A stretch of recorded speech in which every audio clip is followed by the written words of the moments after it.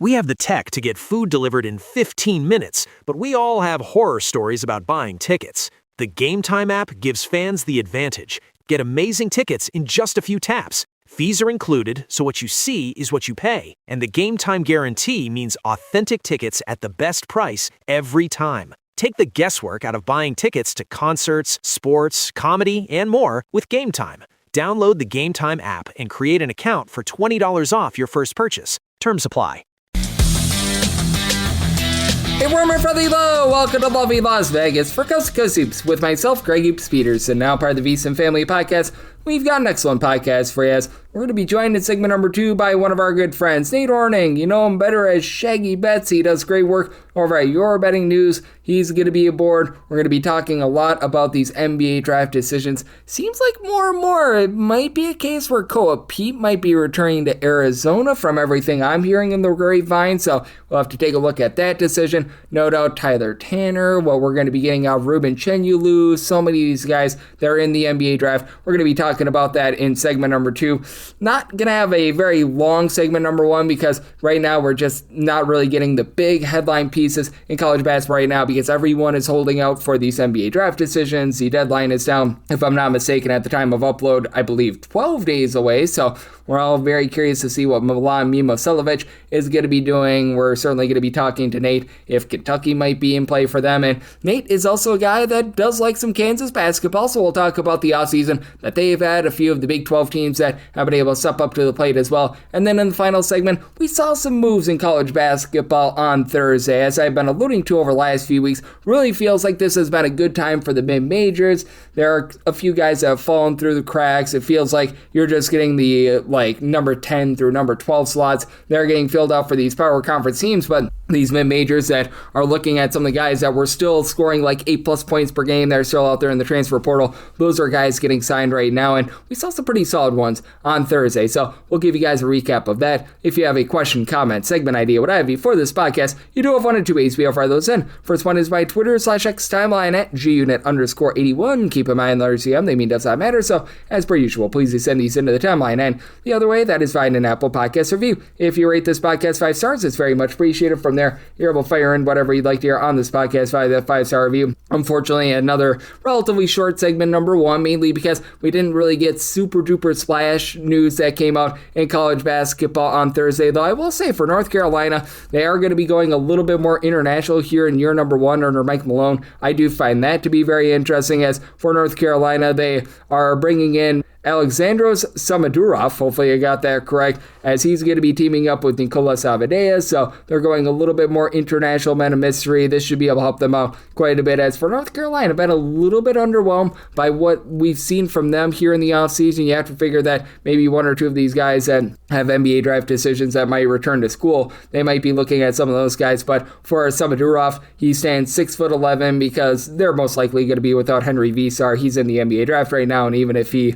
decides to come back, I don't know if he'll be going back to North Carolina. I know that for Mr. Samadurov, he was solid over in the FIBA landscape. I believe that he played in the under 19 a year or two ago, so this is going to help them out, give them a little bit more versatility. We'll see how he fits in the Mike Malone system, and you are noticing quite a few of these teams, like Kentucky's right now on the prowl to be able to bring in some international guys. We've seen LSU go the international route as well. A lot of these teams that might have a few, shall we say, roster spots still open with the transfer portal and the guys that are remaining starting to whittle down, they're going to be looking at this route. North Carolina did that, and the route that we look to on this podcast is getting on great guests like our good friend Nate Hornung, and he joins me next right here on Coast to Coast Hoops with myself, Greg Hoops Peterson, now a part of the VSiN Family Podcast.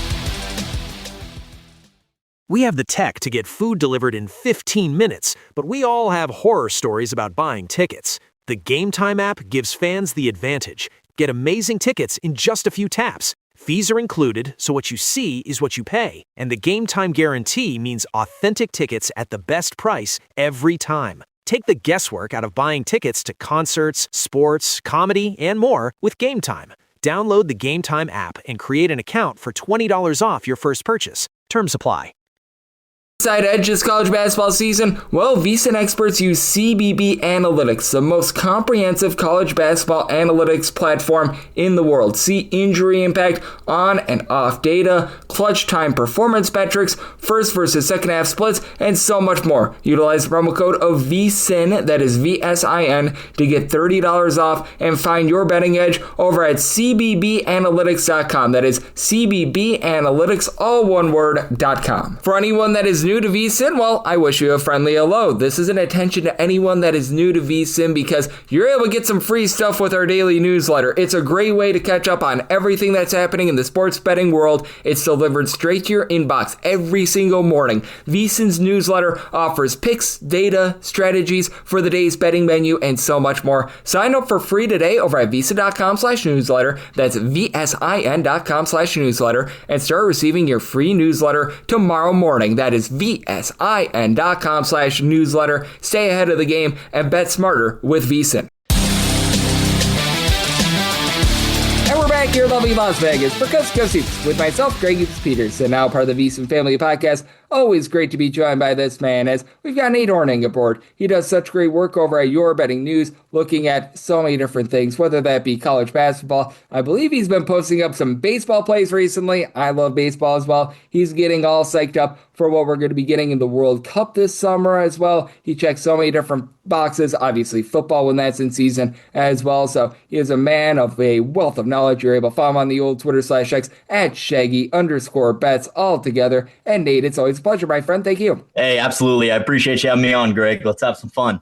Absolutely, and it is fun, the speculation that we've right now got with regards to these NBA draft decisions. These guys are going to need to be making them in the next few days, and just how do you take a look at this period? Because I feel like with regards to the transfer portal, many of these teams are in a little bit of a holding pattern because there are some guys like, for example, Vanderbilt with the Tyler Tanner decision, even Michigan. I know that they've got a guy or two that they're hoping to get back, though I think Ade Mara is as good as gone, but still they could be able to get a guy or two back from the draft process as well, that they're sort of like in a holding mode right now. And I feel like what these decisions yield is how they're going to be operating moving forward. Oh, yeah, you said it. I mean, I'm with you. I think Mara is good as gone, too. It's projected a top 15 pick right now. But it's interesting. We have three of kind of the top 5 players in the transfer portal still kind of awaiting that decision as well. We got Alan Graves, kind of projected late second or late first round now, top 22 pick of Santa Clara. We got Yesufu, the freshman out of Baylor, kind of going in the early second round along with Milan Momkilovic. And if these guys decide to opt out here in the next few days, it's like, okay, well, where are you going to play college ball next year? We still got to figure that out since you are in the portal. I think you said it. These teams are kind of in a lull, just kind of with their hands tied, waiting around for these guys to make this decision. And thankfully, we got the deadline coming up here soon. Yep, it is going to be a lot of fun to see what we get in terms of these decisions. And you mentioned one of the biggest ones in Milan Mimoselovic, because I think he's the biggest one that could enter in the transfer portal. With a few of these guys like a Tyler Tanner, Morris Johnson, they did not enter into the portal. So if they return to school, they're going to be going back to where they came. And how much do you think that there might be some of these schools looking at you, Kentucky, that might be trying to get them out of the draft and trying to just offer him a big giant bag of cash so that way he comes back to school? Well, yeah, absolutely. And yeah, you mentioned it with Kentucky. Still interesting, that roster that's forming over there in Lexington for Mark Pope. Don't know if it's quite yet complete. Yeah, they might be vulturing some guys out of the draft once these decisions are made. But another guy I'm kind of looking at is Andrei Stojakovic of the Fighting Illini. Kind of going in that really late second round, 53rd is kind of what I'm seeing him projected. And that'd be a big get back for Brad Underwood if he returns to school and plays another year for Illinois, because I think he's a very, very well-rounded player, can kind of do it all, and then brings a lot of veteran experience to that roster as well. Yep, no question about it. Would like to see him be able to elevate that three-point shot as well, because he was shooting less than 30% from three last season. So perhaps another year in school going to be able to help him out with that, as we do have our good friend Nate Hornung, you know him better as Shaggy Bets, joining me right here on Coast to Coast Hoops. And I think that's even bigger for Illinois, because while they got Stefan Vox in the transfer portal, and I think that that's a big gift for them, they're really a team that's going to be running it back. And I think that that's a theme for a lot of these teams that have NBA draft decisions. No doubt about it. With Arizona, if they get back Koa Pete, that'll be great. I don't think that he's going to be coming back to school, but It feels like most of these teams that do have NBA draft decisions, they made limited moves in the transfer portal, aside from maybe Vanderbilt, but even Vanderbilt, I've been a little bit surprised that they haven't done a little bit more, and it does feel like a lot of these teams are banking on these guys coming back, and that has been a theme, in my opinion, that we've been seeing over the last few years. Oh, yeah. And I mean, especially, all those late second rounders as well. It's, you're not necessarily getting a guaranteed contract in the NBA. So you might as well return to the era of NIL and make 6, maybe even 7 figures to play college basketball. And with that Illini roster, I think Vox was a great get for them. They're definitely losing some veteran presence with Kylan Boswell graduating, and they'll definitely need some help on the defensive end, which, again, I'm very high on the Illini going into the season just because I really think Brad Underwood has figured things out, and he's forming a really good roster over there. Yep, no question about it. I think that they've done a great job there. And how do you take a look at some of these teams with regards to the decisions? Because I do think that the team that has the most to gain/lose is Vanderbilt. Because while Illinois getting back Selakovic would be big, I still think that that team would be fine without him. Like Koa Pete, if he returns to Arizona, that's absolutely massive. But that said, Arizona's going to be fine without him. But I just look at Vanderbilt with what Florida's done here in the offseason, with what Tennessee has done in the offseason. Alabama, I think, is going to be a force once again. Arkansas is going to be a force once again, and I really think that they need Tanner back because he was so key for that team last season, and without him, I think that they really slide down the pecking order in the SEC. No, you're absolutely correct, and I totally agree with you. I mean, nearly a 20-point scorer last year for Vanderbilt, started all 36 games. They really do have the most to gain or lose if he does end up maybe slipping into that first round and decides to go to the NBA. And you mentioned that another team, Florida, the Gators, I mean, they're going to be completely fine regardless with the moves that they've made. But Ruben Chinyelu, that question mark around him, projected right now about the 46th pick, middle of the second round. If he returns, they are going to be very, very scary with the way they've built their team this offseason. Yep, no question about it. If they can get him back, and I fully expect Ruben Chinyelu to return to school, that'll be big for them. And then I look at Malik Thomas out there for Arkansas as well. He's a guy that I think comes back. How do you take a look at that bunch as well out there in the SEC? Because they made some solid moves, in my opinion, not necessarily super duper splash moves. They also do lose DJ Wagner as well. But I think that if Malik Thomas returns to Arkansas, that'll be big because we all knew that they were going to be losing Acuff from a season ago. But I felt like Thomas was a really good player, sort of stuck in the shadow of Acuff, and that could be a chance for him to really be able to show that he can be that number one guy if he does return to Arkansas.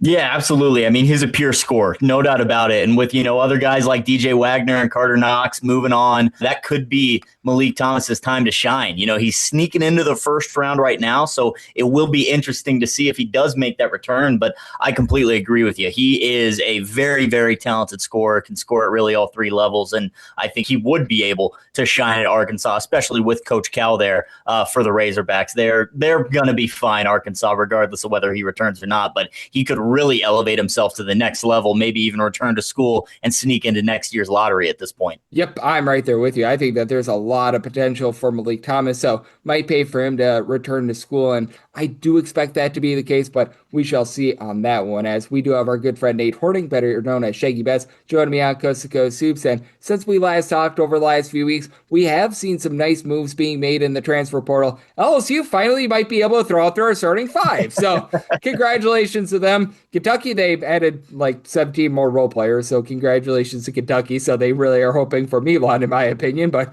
we'll see what happens there. But have there been a few teams over the last week or two since we last talked that have really been catching your attention, and maybe their roster was unfinished before, but now you really like the way that it's starting to be able to build and form? Oh, absolutely. And, I'm going to go with a bit of a homer pick here, but Bill Self and those Kansas Jayhawks, I was worried the last time we talked about who they were going to fill in those roster spots, but they've hit the portal hard. Another guy, Dennis Parker, coming over from Radford. I think he's really going to add some depth to that wing position. And then they've got a very good freshman class coming in too. And I have faith in the Jayhawks. Again, it might be a little delusional faith. I believe I said that last time, but I do think Bill Self's forming a good squad here in Lawrence for next season.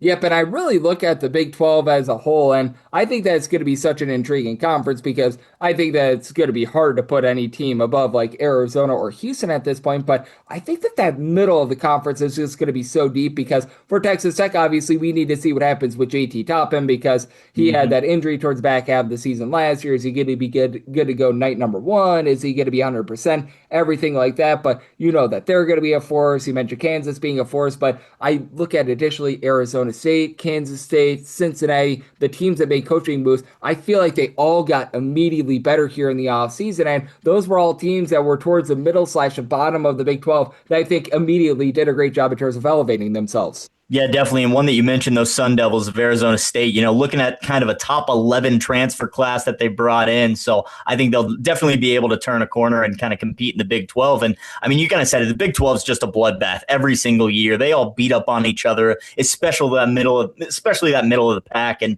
I think it's going to be extra competitive this season, which should give us plenty of great college basketball night in and night out. Yeah, I'm right now feeling bad for the likes of Colorado and Utah. And hey, even Utah has been able to make some okay moves. I don't think that's going to be a great season for them, but I do like some of the moves that they've made. And for Colorado, when your biggest pickup is Justin Neely and Noah Federson, man, you are not keeping up with the Joneses in this conference. So, man, I think that that's going to be rough for them. And I just, in terms of some of the moves that we've been seeing, obviously the Big 12, I applaud them. And I've been mentioning this on the podcast the last few days, and I want to bring it up with you. It just feels like the ACC has had themselves a nice offseason as well. I don't think that they're back to being on par with the Big 12, the Big 10, or the SEC, but we've seen a lot of the teams make coaching moves out there with Luke Murray going to Boston College, Syracuse as well. Like, I feel like these are good moves. A team like Louisville spending to be able to give them another top flight team. I feel like it's also been a really good offseason for a lot of these ACC schools. Yep. I mean, you said it, looking at kind of the transfer rankings right now, they've got 4 teams with the top 7 classes, including the Louisville Cardinals, like you said, at that top spot. So I'm looking out for them. I'm looking for Miami to be very, very competitive again in the ACC this season. And then hopefully North Carolina Tar Heels can get back to more of a blue-blooded status in that conference. But I believe I said it last time, the ACC, it's made for basketball. It's just much better of a sport when they're more competitive in it. So I'm looking forward to someone maybe knocking off the Duke Blue Devils for that top spot. Yep, I'm right there with you. And Louisville, I think that they've got the roster to be competitive there. I still do have to put Duke at number 1 because, man, with them being able to maintain Dame Sarr, bringing in, I like to call him the other Boozer and Caden Boozer. He might not be the other Boozer when it's all said and done. He's going to look to redeem himself from the NCAA tournament mishap, but all those guys coming back, Caleb Foster, I think that that's absolutely massive for them. And I do have to ask you about this as well because I'm very bullish on Louisville coming into the season, but do you think that there might be a little bit of a stylistic change for them because they're bringing in Flory Badunga, they're bringing in Okezi, the number 2 prospect from 2027 that reclassified to 2026 as a true 7-footer, and it just feels like they have a roster that might not be conducive to taking over 50% of their shots from 3. Yeah, I was kind of thinking the same thing. They really let it fly from deep last season, partially because of having Michael Brown out there. But I think we're going to see a little bit of a switch up in his style. I'll probably look for them to play maybe a little slower too with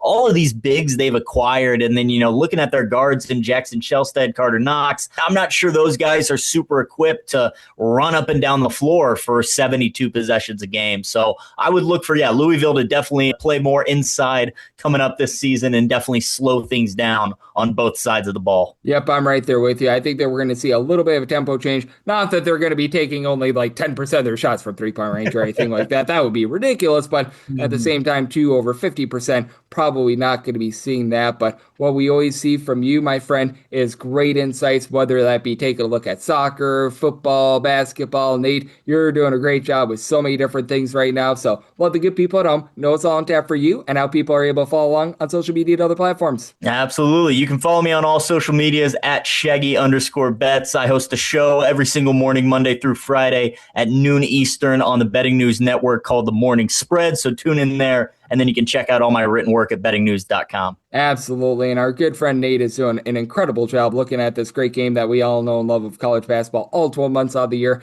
Every single time he joins me, he lets such great insights and did so once again today. So big thanks to Nate for joining me on Coast to Coast Hoops, now part of the VSiN Family Podcast. And coming next, it's that time of the podcast I give you a recap of the news and notes we saw in college basketball over the last 24 hours.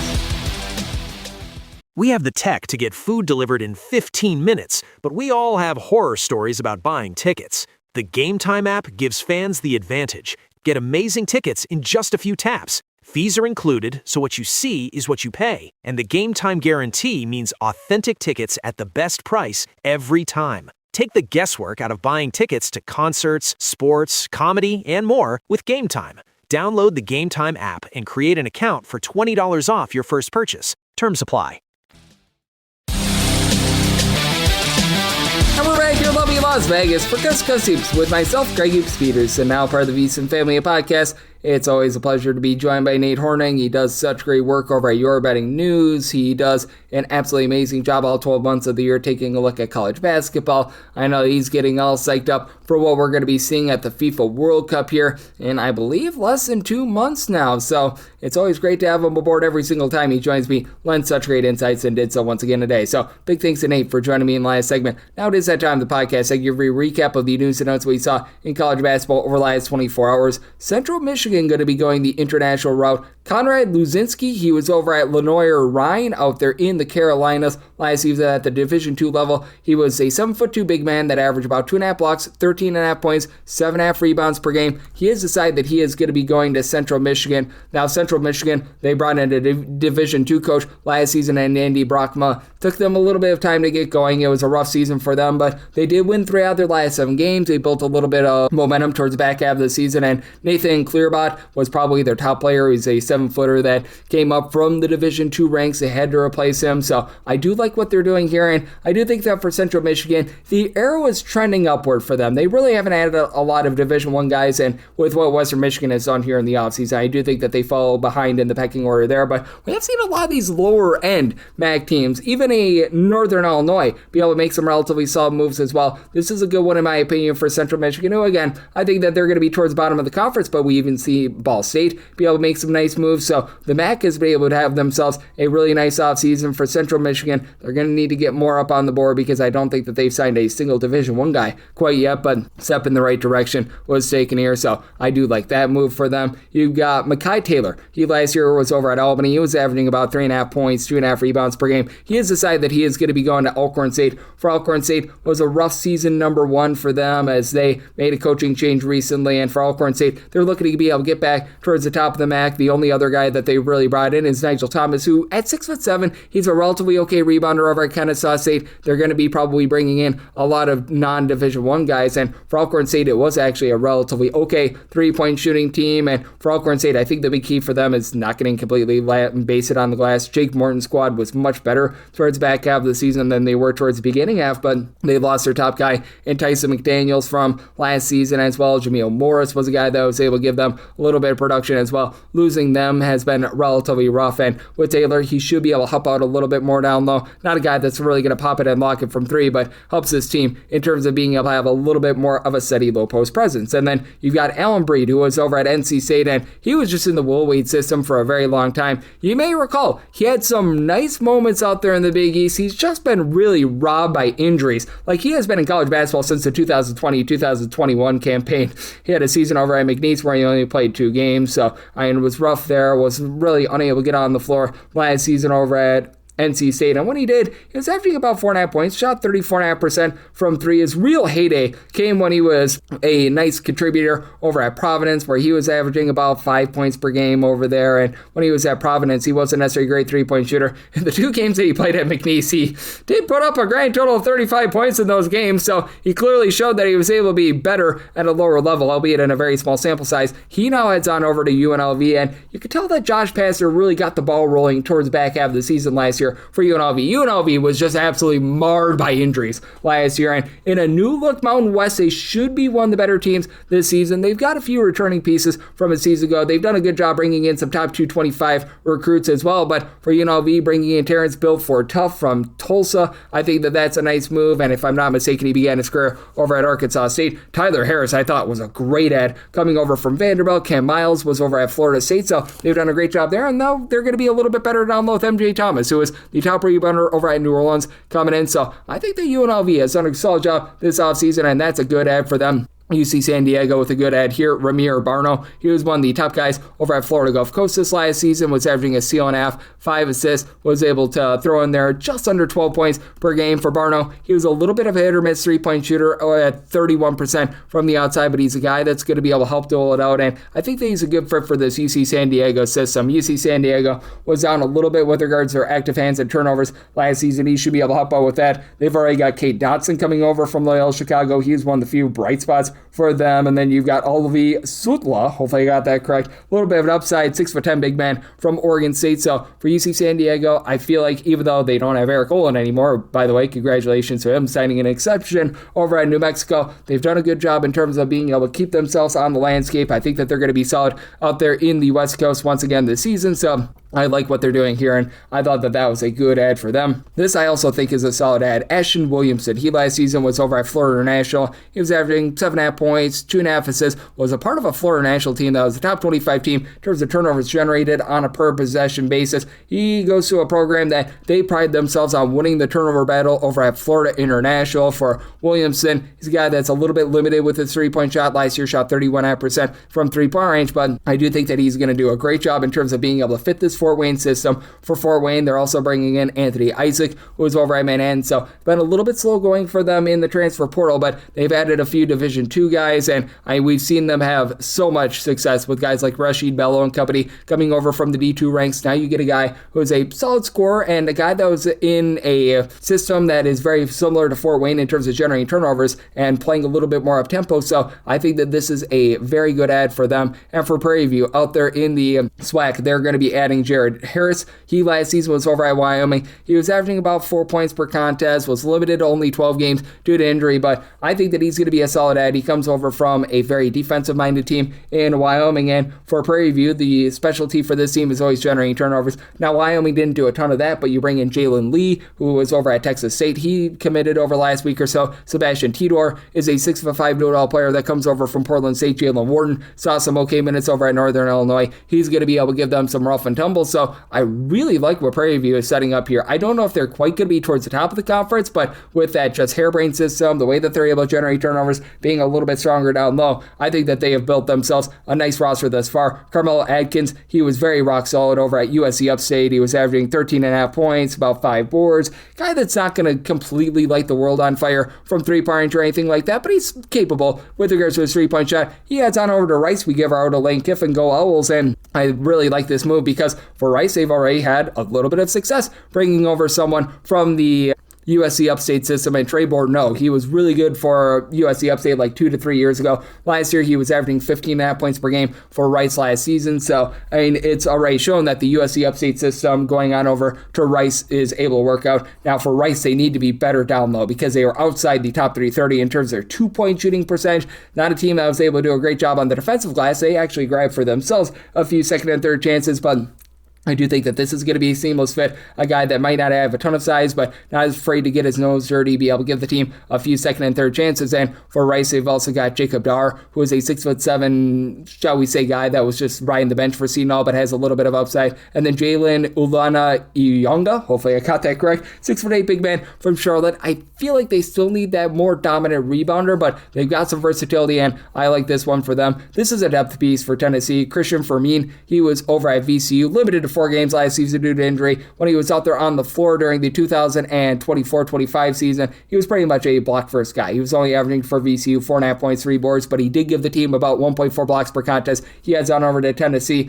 I've been asking if Tennessee needs to change their system around, and I still think so. Like, if you're trying to build around Christian Fermin in terms of your low post play, then you're probably going the wrong way down a one-way street, especially when you bring in Brandon Skip-to-my-Lou, who was over at Kennesaw last season. Miles Rubin was a dominant shot blocker and a dominant rebounder over at Loyola Chicago. Like, the only thing that went right for Loyola Chicago last year, but obviously bringing in Terrence Hill, his teammate over at VCU, who is a double-figure scorer for them. Day-Day Ames, a nice shooter from Cal. This is going to be a little bit of a new-look team. Jalen Harrelson, who comes over from Notre Dame, but now they get a little bit of insurance for Miles Rubin, and a guy that I think has some upside. Like, I think that he's probably better than what he showed because he was just a freshman when he was putting up those numbers in the 2024-25 season. I would say don't bank on him seeing great minutes, but now you've got a little bit of insurance insurance, and that's what a lot of these power conference teams are doing. They're looking to fill out roster numbers 10 through 12 with guys that they probably are going to be able to build around in the next few years, and if worse comes to worse, they can give them some presentable minutes. Jeremy Clayville, he last season was over at NJIT, limited to 16 games due to injury, but when he was out there, he was a fine player. He was averaging about 7 points per contest. He heads on over to Lemoyne, who's had themselves a nice 48 or so hours. For Clayville last year, he shot about 30% from three, but go back to when he was over at St. Francis 2 seasons ago. He was averaging more like 7.5 points and actually shot 39% from three-point range, so has a little bit of upside there. He's an undersized guard at 6 feet, and he's not really too much of a facilitator. We'll see if he's got a little bit more of that in his repertoire, because for Lemoyne, it was a team that had a very difficult time in terms of taking care of the ball last season, but I do think that this is solid for Lemoyne. I think that he's a better three-point shooter than what he showed last season. He was in a NJIT system that, in general, didn't necessarily have a lot of guys that were able to pop it and lock it from three-point range, but for Lemoyne, they've had some nice pickups here in the last few weeks. Bringing in Damian King from UT Martin is going to be able to help out the defense. Jane Teat is a guy that came over in the last 48 or so hours. He was a solid player over at Sacramento State as well, so I like these pickups for them. Khalil Williams, he stays out there in the eastern part of the country. He was in the America East for Bryant, so I do think that they're starting to build themselves a relatively nice roster there. You've got Declan Duru. He was a top 125 recruit. He was over at Texas, just really couldn't get out there on the floor. He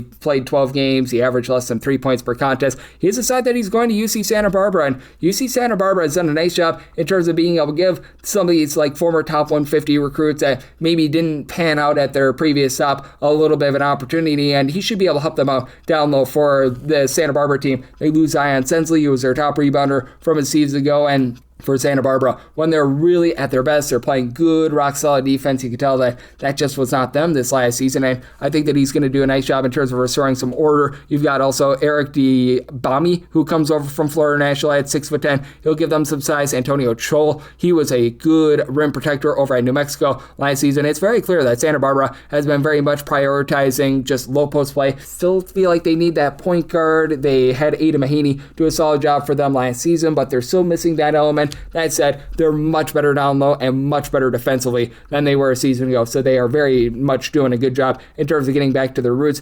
Mason Porter-Brown, he last year was over at Long Island, and he was a solid player for them. He was averaging just under 8 points per contest, a guy that at 6'6" is able to stretch the floor, and he decides that he's going to be heading on over to Florida National. Now, with all that Florida National has brought in, I don't think that he's going to be anything more than a depth piece, but hey, at 6'6", he was shooting about 40.5% from three-point range. He could be a little bit of a microwave scorer coming in off the bench for them, probably a guy that they want to be keeping within the system for multiple years, because I just don't know if he's going to be able to have that splash in year number one. But that said, I do think that this is a good ad for Florida National. Again, this is probably roster spot number 10 through 12, one of those that they're looking to fill out with them. And you could do a whole heck of a lot worse here for Florida National. They're already bringing in Jelani Hamilton, top scorer from Georgia State from a season ago. Josh Harris is a guy that I really like, coming over from Indiana and also North Florida, where he was really able to see some minutes. Brayden Speed was a double-figure scorer. Now you've got a guy that's able, coming off the bench, be able to give you some good three-point shooting for a Florida Atlantic team that I thought was very inconsistent with their three-point shooting last season, and if I'm not mistaken, Keenan Carlisle is returning for this team as well. That should be able to give them some nice, shall we say, direction. You've got Yusan Warren. He was over at Kelsey Fullerton last season. He was hampered by injuries, was unable to get out there on the floor. You look at what he did at the junior college level over at Frank Phillips. Not a scorer. 3.5 points, 2.5 rebounds per game. He averaged 5.8 assists per contest. He heads on over to Southern Indiana. This is a really good ad, in my opinion, for Southern Indiana, because they just were not able to run clean offense last season. Now, they're going to need to add shooting as well, because Southern Indiana, they could not hit shots from inside the arc. They could not hit shots from outside the arc. They could not shoot free throws, and this is not the answer to being able to just hit shots in general, but it is an answer to be able to flow better offense. They bring in Donovan Hunter from Bellarmine. He should be able to help out a little bit more with regards to that shooting, along with Ellie Hayes, who comes over from UTEP. Afan Trinka, he's not the answer as well, but he's a guy that is able to help facilitate. He's got active hands as well. For Southern Indiana, they're very small right now. Other than Hunter, they haven't brought in a single guy that's above 6'5", so that's a little bit of a concern as well, but they do bring in a pass-first point guard. I do think that that's going to be able to help out a little bit more in terms of flowing clean offense. Now they need to surround them with a little bit of shooting. New Hampshire has had a lot of guys that entered in the transfer portal, committed commit to new schools here over the last 48 to 72 hours. KJ Robinson is the latest of them. He was solid last year for the bunch, 10.5 points, 2.3 assists per game. Now, New Hampshire was not a good three-point shooting team, and KJ Robinson is another guy that left something to be desired there. But that said, he heads on over to Binghamton, and for Kajan Robinson, he should be able to help elevate this team that was just so badly bit by the injury bug last season. Now, Robinson was about a 30% three-point shooter last season, and I believe that that's above the three-point shooting average that Binghamton had last season. For Binghamton, they're going to be returning a few guys from season ago. They've got a lot of guys that were able to redshirt because they just were injured before playing 10 games last season. So for Binghamton, at the very least, they're going to be experienced. So I could see them being able to rise up in the America East, and they made some nice adds as well. Bobby Montgomery was unable to see a lot of minutes over at UTEP, but he's a guy that I think is going to be able to help out the team. Dylan Godfrey is going to be able to help them out down low as well for Binghamton. It's a case where it feels like they've had one or two guys that have really been nice dominators down low, as they had Gavin Walsh a few seasons ago, who's able to do such great work down in the post for them this season. They were planning on being able to get really great contributions out of Demetrius Lilly, but he got injured very early on during the season, so that was not necessarily so great for them, but I think that Godfrey is going to be able to help them out down low. So I like what Binghamton is building. You just hope that these guys don't get injured, because if they don't, I do think that there's some real upside there. And then Vakasin Torvik, he last season was playing over at UW Green Bay, was only averaging about 3 points per game for the team, and he has decided that he is going to be going to Niagara. A little bit of an international man of mystery, and a guy that does have the versatility at right around about 6'8" or so to be able to bomb it from three-point range and get a lot of opportunity to be able to do so over at UW Green Bay. But for Niagara, I do think that this is a solid ad. Probably going to be able to help them out a little bit more in terms of their post play as well, because Niagara, I've noticed this under Greg Paulus, they just have never been good in terms of rebounding whatsoever. They just typically don't have a lot of size, so bringing in someone that's 6'8" that's able to give you a little bit of three-point shooting helps. They also brought in Tay Blackshear, who's over at Youngstown State. He's a 6'6" combo player that should be able to help elevate this team as well. So do like the moves that they're making out there, and I love the fact that this podcast every single day is making moves in terms of keeping guys up to date as to everything that's happening in college basketball right now. If you do like hearing from this fine podcast, Coast to Coast Hoops, you're able to subscribe wherever your podcast, Apple Podcasts, Google Play, Spotify, Stitcher, and TuneIn. If you have a question, comment, segment idea, what have you, for this podcast, you do have one of two ways we offer those in. First one is my Twitter/X timeline at gunit_81. Keep in mind, letters EM, they mean does not matter. So, as per usual, please do send these into the timeline. And the other way, that is find an Apple Podcast review. If you rate this podcast 5 stars, it's very much appreciated. From there, you're able to fire in whatever you'd like to hear on this podcast via that 5-star review. Big thanks to our friend Nate Hornung, better known as Shaggy Bets, for joining me in the last segment. And I'm with you guys every single day on this podcast. Here in the offseason, we're getting set for what is going to be an amazing 2026-27 season, and then once these rosters get a little bit more finalized, I'll get you guys a conference preview podcast for every single one of them, and then once we get in season picks and analysis on every single game, every single day. So appreciate you tuning in today, and I'll be back with you once we get them out. Thank you. We have the tech to get food delivered in 15 minutes, but we all have horror stories about buying tickets. The Game Time app gives fans the advantage. Get amazing tickets in just a few taps. Fees are included, so what you see is what you pay. And the Game Time guarantee means authentic tickets at the best price every time. Take the guesswork out of buying tickets to concerts, sports, comedy, and more with Game Time. Download the Game Time app and create an account for $20 off your first purchase. Terms apply.